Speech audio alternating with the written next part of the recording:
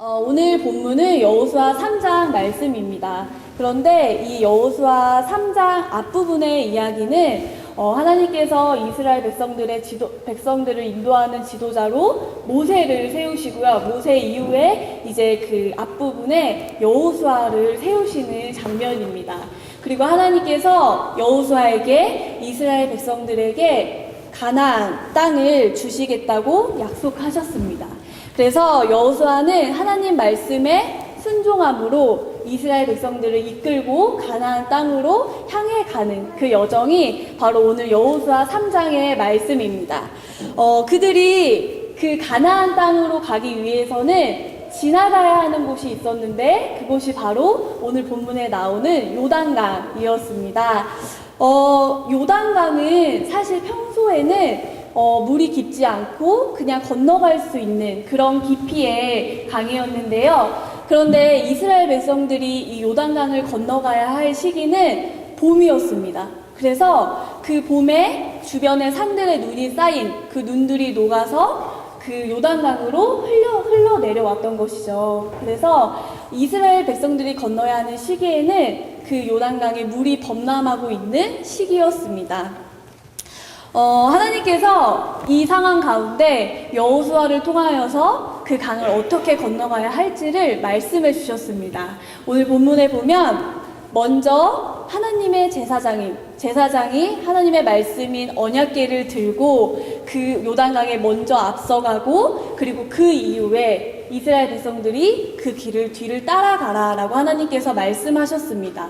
그래서 이 말씀은 제사장들이 먼저 그 앞을 가서 그 자신들의 발을 강의 물에 담가야 그 뒤에 이스라엘 백성들이 따라올 수 있는 길이 시작이 되었다는 이야기입니다.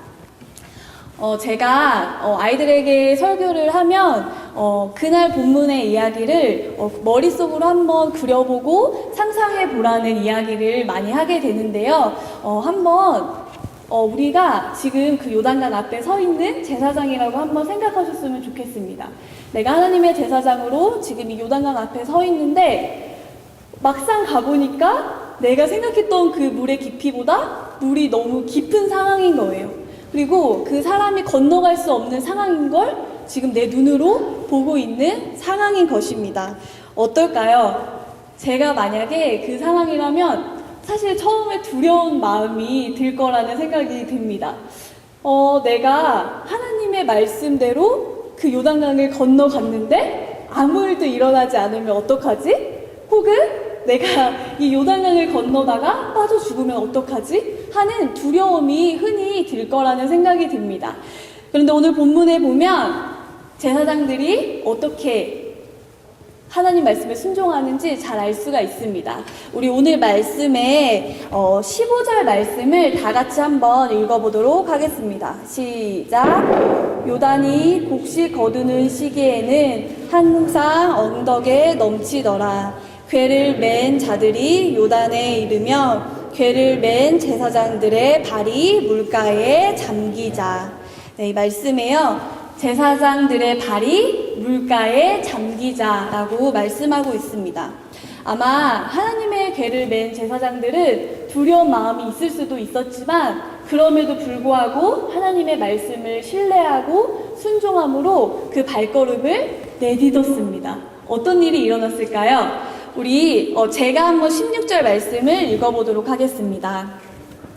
곧 위에서부터 흘러내리던 물이 그쳐서 사르단에 가까운 매우 멀리 있는 아담성읍 변두리에 일어나 한 곳에 쌓이고 아라바의 바다 여매로 향하여 흘러가는 물은 온전히 끊어지매 백성이 여리고 앞으로 바로 건널세.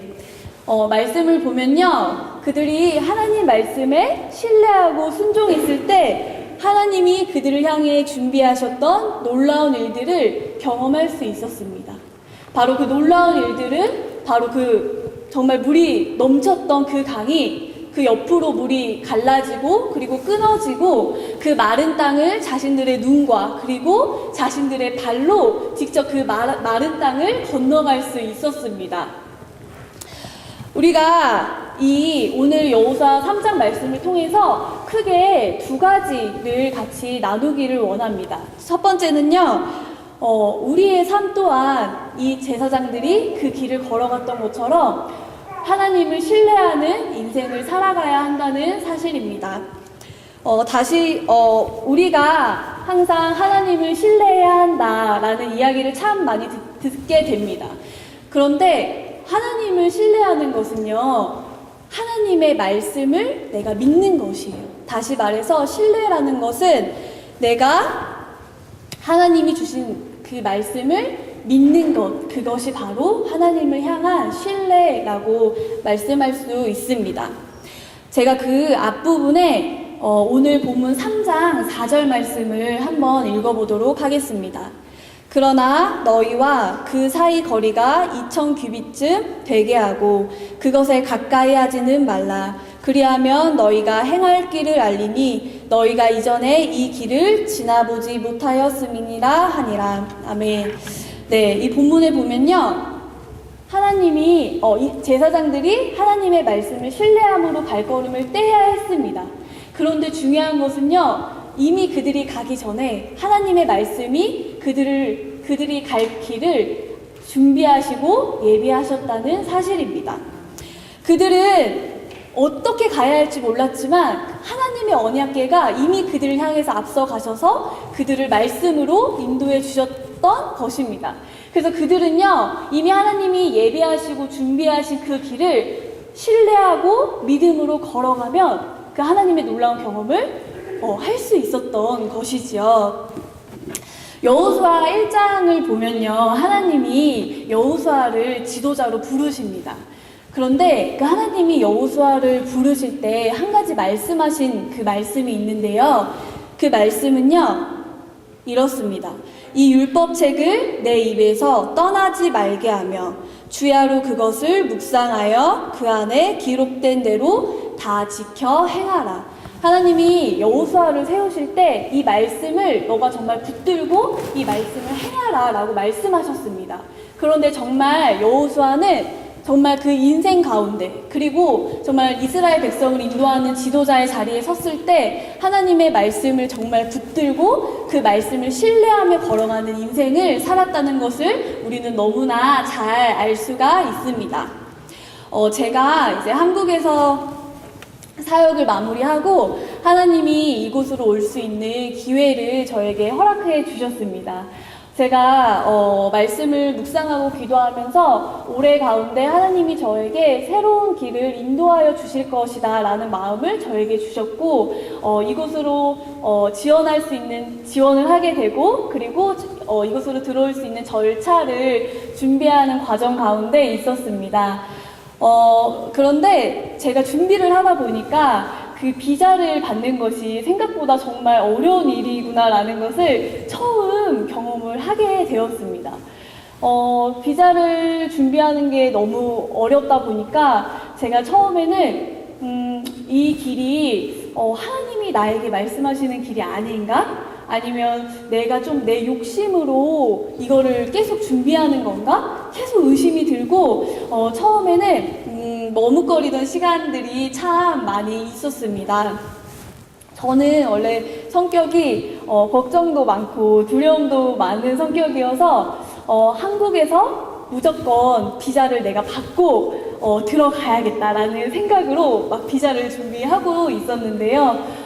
그렇게 비자를 준비하는 가운데 제가 말씀을 묵상하고 기도하면서 하나님이 저에게 주시는 그 한 가지 마음이 있었습니다. 그 마음이 그 신뢰라는 단어를 저에게 자꾸 묵상하게 하시면서 왜 하나님이 저에게 이 신뢰라는 단어를 자꾸 묵상하게 하시나 하나님한테 물어보고 기도했습니다. 근데 저에게 어떤 마음을 주셨냐면 지금 너가 어디로 가야 할지 모르고 앞이 보이지 않는 상황일지라도 한번 나를 신뢰하고 나와 같이 이 길을 걸어가겠니? 라고 하나님이 저에게 그 마음을 계속 부어주셨습니다. 그래서 제가 하나님 앞에 참 두렵고 겁이 많이 났지만 하나님께서 저에게 이 마음을 계속 주시니 제가 정말 하나님을 신뢰하는 길로 가겠습니다 라고 하나님 앞에 결단하고 한국에서 비자를 받지 않고 이제 밴쿠버에 들어가서 입국 심사를 할 때 비자를 받는 것으로 비자를 준비하게 되었습니다. 그래서 이제 저는 이제 캐나다에 처음 오게 되었는데요.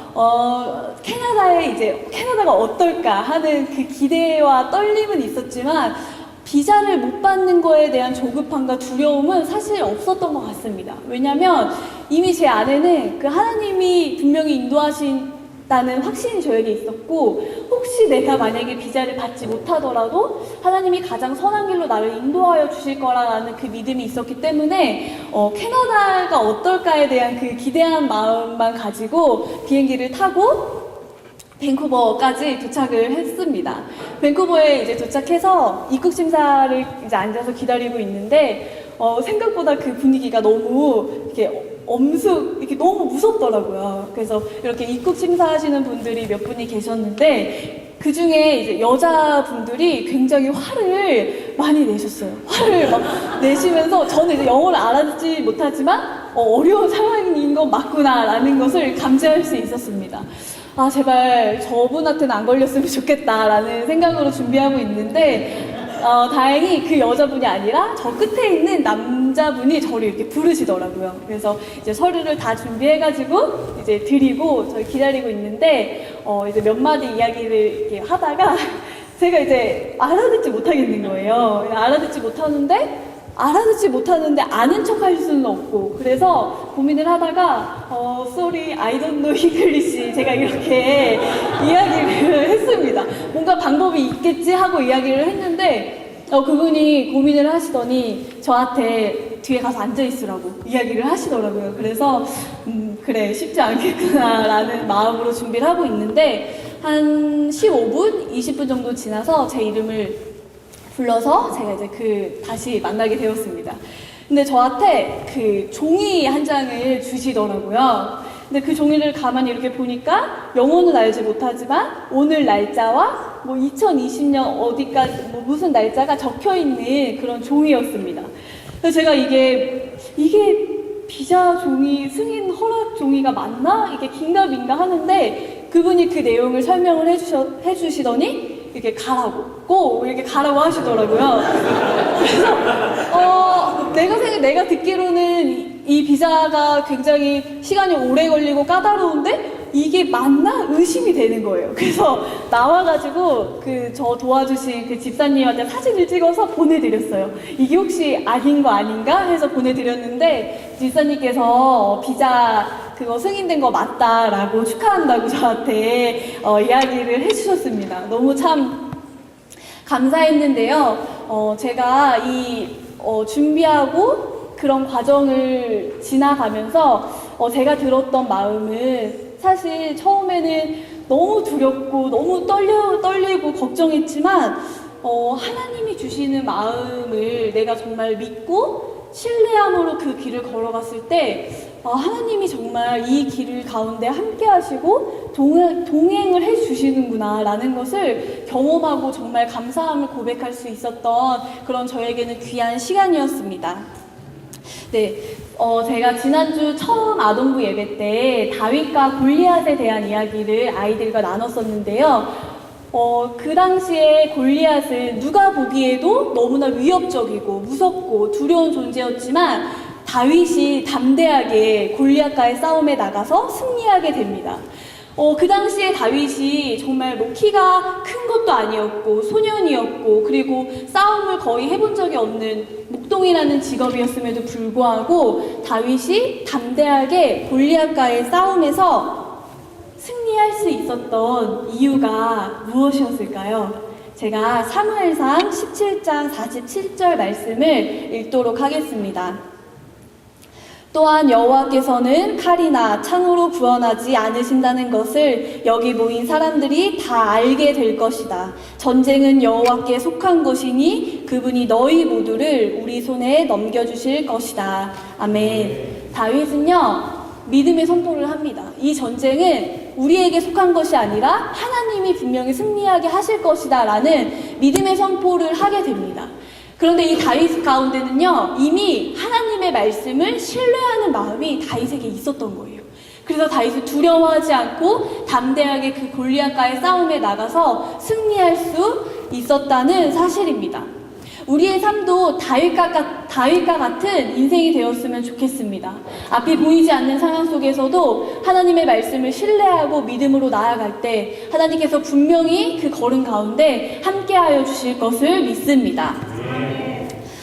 우리가 본문을 통해서 두 번째로 같이 나눌 부분은요, 우리가 하나님의 말씀을 신뢰한다면 그 신뢰를 표현하는 방법은 바로 순종이라는 것입니다. 사실 우리의 삶은 그 제사장들이 요단강을 건널 때처럼 앞이 보이지 않는 길을 걸어가는 여정인 것 같습니다. 하나님이 스라야 너는 이 길이 아니라 이 길로 가야 돼. 아니면 너는 이 사람이 아니라 이 사람과 결혼해야 돼 라고 그렇게 저에게 말씀해 주시면 참 좋겠지만 우리의 삶은 사실은 그렇지 않습니다. 하나님께서 원하시는 것은 하나님이 매 순간 우리에게 주시는 그 말씀을 붙들고 그리고 한 걸음 한 걸음 나아가기를 원하십니다. 그 나아갔을 때 하나님께서는 하나님의 임재를 경험하게 하시는 것 같습니다. 그리고 또 우리는 많은 선택과 결정들을 하게 되는 연속의 삶을 살아가게 됩니다. 그런데 우리가 매 순간 결정하고 매 순간 선택하지만 그 속에서 정말 중요한 것은 정말 내가 하나님이 원하시는 말씀을 내가 듣고 그 말씀대로 결단하고 나아가는가, 이것이 결정하는 데 있어서 굉장히 중요한 부분이라고 생각합니다. 하나님께서는 그 오늘 본문의 제사장들에게 말씀하신 것처럼 가라, 가고 내 말씀대로 순종하라 라고 말씀하십니다. 때로는 어디를 꼭 떠나지 않더라도 너가 먼저 그 사람을 사랑해라, 너가 먼저 그 사람을 용서해라 라고 하나님은 매 순간 우리에게 말씀하십니다. 그런데 우리는 그것이 정말 하나님의 말씀임을 알지만 순종하기에는 내 문제 가운데 걸림돌과 그리고 어려움이 있어서 이렇게 이야기는 하죠. 하나님, 제가 생각했을 때는 아직은 그때가 아닌 것 같습니다. 하나님, 제가 지금 이거를 굉장히 잘하고 있는 가운데 있는데 제가 이것만 잘 마무리하고 나중에 떠나겠습니다 라고 하나님한테 이야기하고는 합니다. 우리는 순종하면 하나님이 부어주시는 은혜가 크다는 것을 잘 알고 있지만 순종하기에는 많은 어려움과 걸림돌이 있다는 것을 우리는 너무나 잘 알 수 있습니다. 그런데 그럼에도 불구하고 우리가 기억해야 할 것은 우리가 하나님의 말씀에 순종하고 나아갔을 때 하나님이 나를 위해 예배하신 놀라운 일들이 준비되어 있다는 사실입니다. 정말 그 제사장들이 그 발을 내딛었을 때 정말 그 마른 땅으로 변하고 정말 물이 옆으로 갈라졌던 것처럼 그런 일들을 우리의 삶 속에서 경험할 수 있다는 사실입니다. 하나님께서 우리에게 몇 번 계속 말씀을 하셨는데 더 이상 우리가 순종하지 않으면 하나님께서 더 이상 말씀하지 않으실 때도 있습니다. 그럼 하나님이 나에게 예비하신 은혜를 내가 놓쳐버리고 마는 것입니다.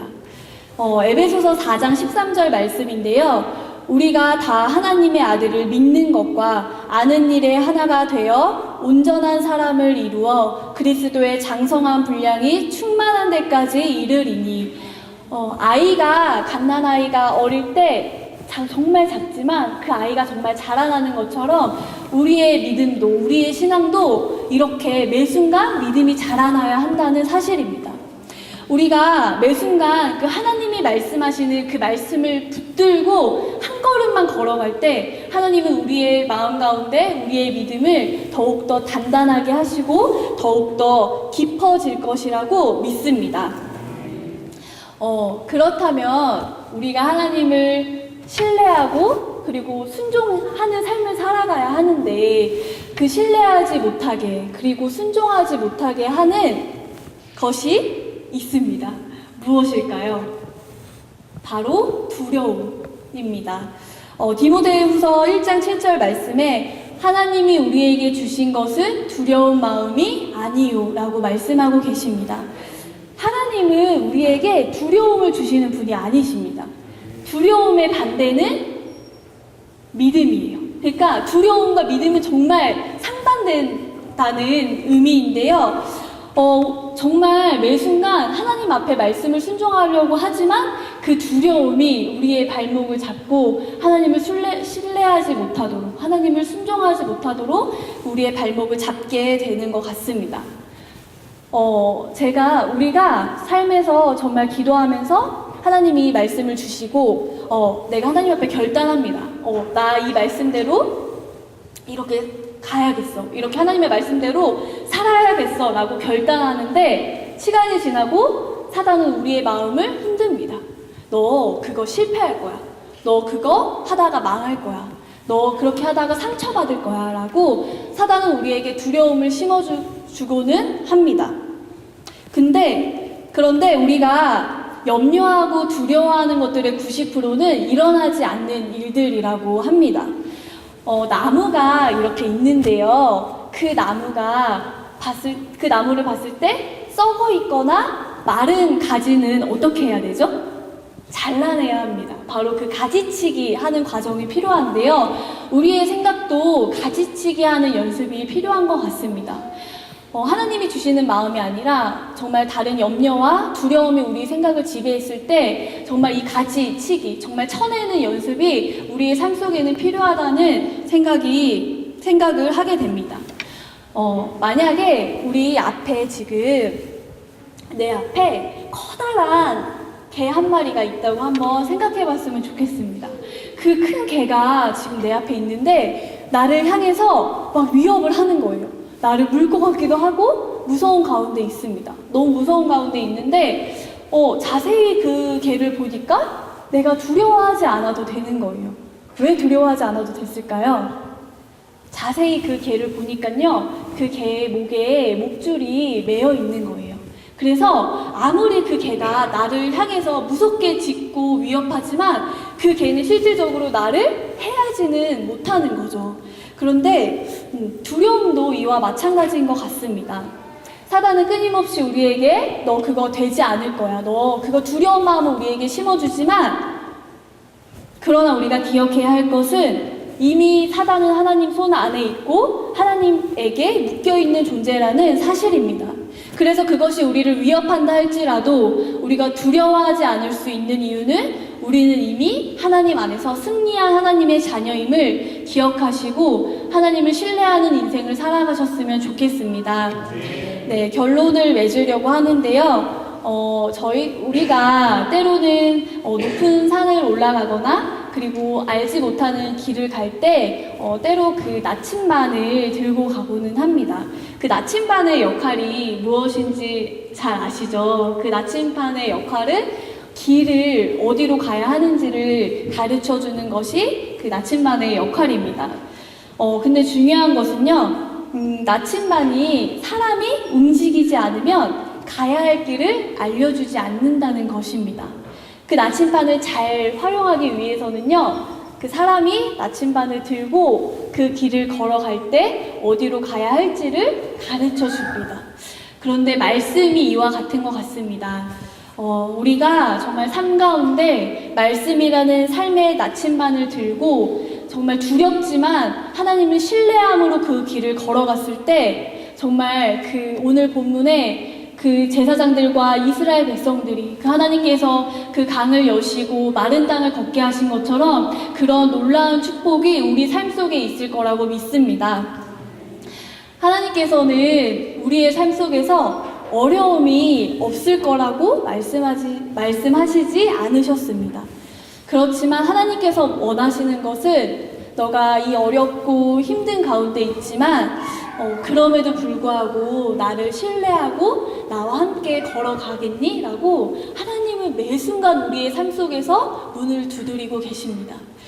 이 문을 두드리시는 가운데 응답하셨으면 좋겠습니다. 하나님 앞에 신뢰함으로 그 말씀을 향해 따라가는 우리의 삶이 되었으면 좋겠습니다. 우리의 인생은 늘 선택과 결정과 어려움의 연속이지만 우리가 두려워하지 않을 수 있는 이유는 우리의 인생은 하나님 손에 달려있기 때문입니다. 우리의 인생 가운데 그 길을 하나님이 함께 동행하여 주실 것을 믿습니다. 네, 마지막으로 제가 좋아하는 말씀인데요. 같이 나누고 마치도록 하겠습니다. 시편 23편 4절 말씀입니다. 내가 사망의 음침한 골짜기로 다닐지라도 해를 두려워하지 않을 것은 주께서 나와 함께 하심이라. 주의 지팡이와